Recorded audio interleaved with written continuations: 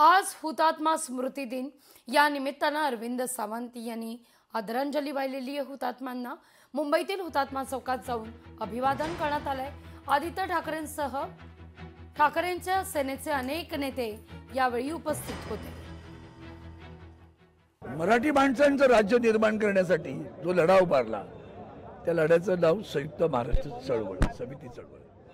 त्यामध्ये पहिल्या 5 मध्ये प्रबोधनकर ठाकरे होते, आचार्य अत्रे होते, एस.एम. जोशी होते, सेनापती बापट होते, बागल होते, ही सगळी डांगे होते। एवढी मोठी माणसं दिग्गज त्या सगळ्या संघर्षामध्ये 106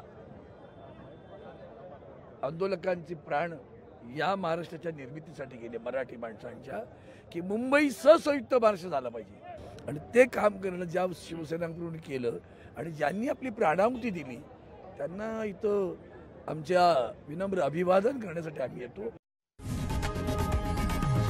लोकशाही मराठी ऐका, पहा, जागरूक रहा।